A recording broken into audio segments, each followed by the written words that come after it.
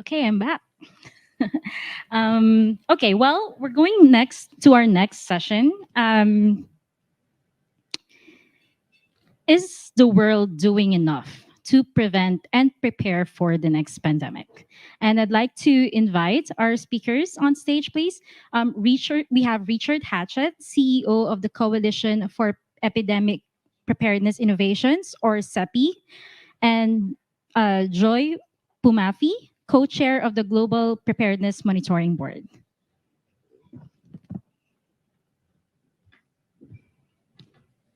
Well, thank you so much for being with us today. I'm sure your schedules are packed, so we appreciate your time. Um, the time to fix the roof is before the rain comes, not in the middle of a storm. We've heard that so much during the pandemic, right? Um, there's a lot of proposals, ideas, initiatives were put forward in the last couple of years to address gaps in health systems and in the global art architectures. But so I really want to get a sense here, a little bit more detail of where things are moving ahead and where things are, we're not doing much in that area. But before I start, I just want to maybe briefly, if you can rate from 1 to 10, how ready is the world for another COVID-like emergency, and why did you pick that rating? Joy? Thank you so much, and wonderful to be here. And I thank Devex and you for this interview and this conversation. Um, our feeling at the GPMB is that we we we may have started getting ready in a limited way post-COVID, but there's also regression. There's regression, for example, in some of the funding mechanisms that were set up have been dismantled. The big fund that has been set up is grossly underfunded. But there have been little nuggets of hope, but I would still rank it under 5. Under 5. Okay. Yes. Richard? I think I would agree. I would probably answer the question with the where are we now and where could we be? And I think where we are now is probably certainly somewhere under 5. I would say, given we're not even passing grade at this point. Given the experience that we had and the fact that we're still dealing with the cascading consequences of the pandemic, it's very clear that we were vastly underprepared for what we experienced. We made a lot of advances. We learned a lot of lessons during the pandemic. If we act on those lessons and take advantage of the things that we have learned, I think we could be in the 7 to 8 range within a reasonable time frame, within 5 to 10 years. But where we are now, I'd say 3, maybe. Well, what are some of the initiatives? Let's start this in a positive note. What are some initiatives you're excited about? Richard, can you talk about something on the vaccine space? Sure. So, I mean, one of the things that happened during the pandemic is that we validated new vaccine technologies, what I would describe as rapid response technologies, for the first time. mRNA is the one that everybody is probably most familiar with, but it's by no means the only rapid response technology that was validated. The viral vector technologies, even some of the protein-based technologies. We also validated some concepts about how to respond. The reason we were able to deliver vaccines as rapidly as we were was because we actually had solved the fundamental problem of vaccine design for coronaviruses before COVID emerged. And we were able to rapidly adapt that knowledge and apply it to the development of new COVID vaccines, which is part of the reason that we had such a high success rate with the COVID vaccines. I'm very pleased, and we're working hard as an organization to support the efforts to geo-diversify vaccine manufacturing capacity. And I think that's going to be a really important project for the future. I read that CEPI has made some announcements recently and some of the partnerships, and maybe we can go back to that later.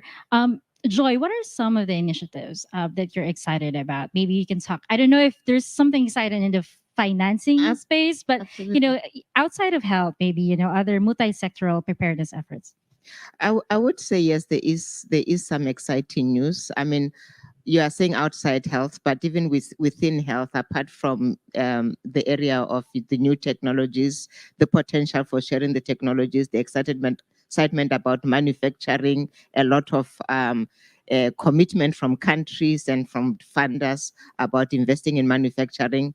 And there is a lot that has been done on expanding capacity for genomic surveillance, laboratory support network, building reference laboratory, training the specialists, who would be working there, creating links with researchers within the continent. But I think the one important area is the One Health area. And we haven't done enough. But what I find hopeful is that we have realized that we are not doing enough on One Health. There was a lot of focus on One Health at the beginning of the climate change debate, and then somewhere we dropped the ball. But we know that One Health is so critical to pandemic preparedness and health, particularly linking the surveillance. And we also are aware that, like you are saying, apart from the funding, there are other important linkages that deal with trade, intellectual property issues that need to be addressed. So those sectors are being questioned right now. So I think the good thing is that we know where the challenges are, apart, of course, from the lack of accountability monitoring, and accountability. Well, I think you answered my second question, which is where are things not moving ahead or being neglected? And you mentioned, you talk about IP, you talk about financing and all of this stuff. Richard, where do you think things are not moving ahead or being neglected? I mean, one of the areas, and it's been a topic of conversation here in New York this week, is surge financing during a response. One of the major challenges that we faced in the response to the pandemic was that it took time to secure resources to try to work towards equitable access to the countermeasures that were developed.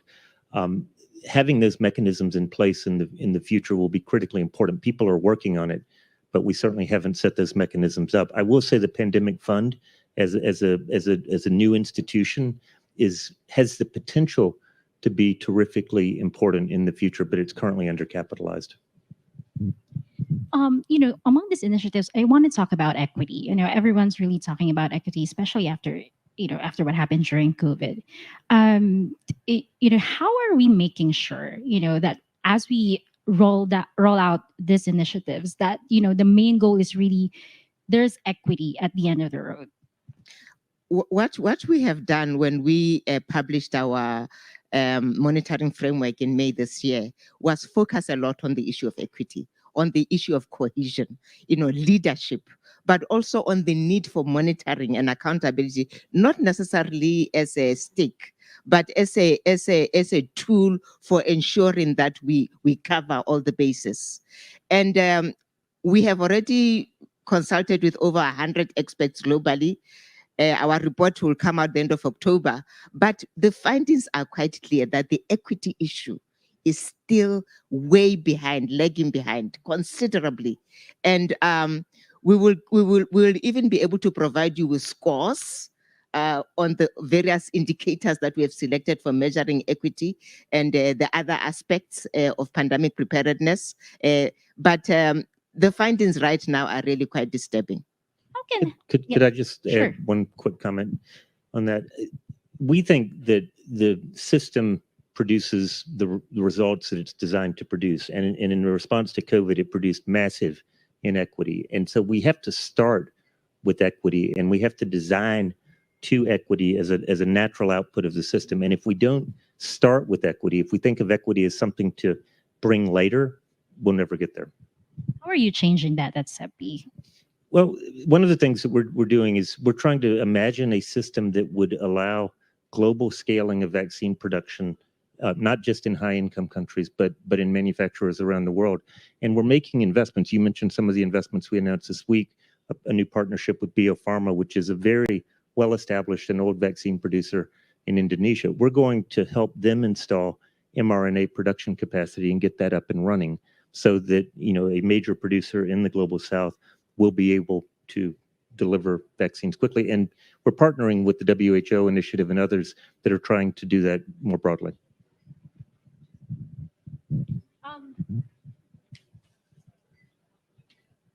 So I think okay, we still have we still have some time. Can you talk a little bit more about those partnerships? Because you mentioned you have partnership with Biopharma, you have partnership with I think the Oxford University. How can that? What makes those partnerships transformative? Well, we're setting up a series of strategic partnerships with partners that either are working with what I would call validated technologies that delivered billions of doses of vaccine during the pandemic. And we want to expand the application of those technologies to more and more types of potential threat.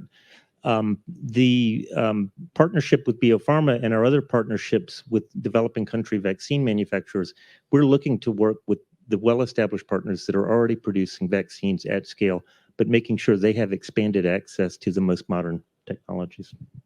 I want to go back to the last thing Yeah. on the issue of equity, because GPMB has this manifesto, right? And one of the things is, are these initiatives designed to deliver equity in access and outcomes? How are you testing that? How are you able to kind of test it, even if we're not in a pandemic? The important thing with the principle of equity, I think, like has been said before, is that it has to be in the design. So we are looking at the governance structures.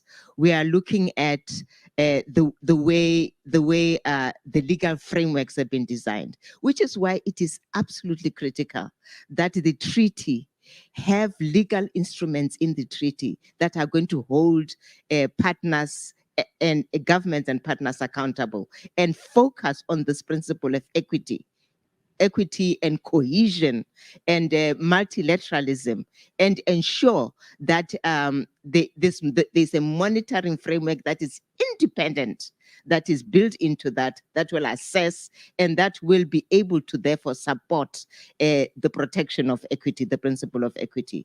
It is inclusive. You cannot just inject it at the end and say now there is equity. I'm afraid that's the only time we have, but I love the discussion because it's all of it there's intersecting, equity, monitoring, and accountability. Thank you so much to our speakers for being with us today. Thanks, Jenny.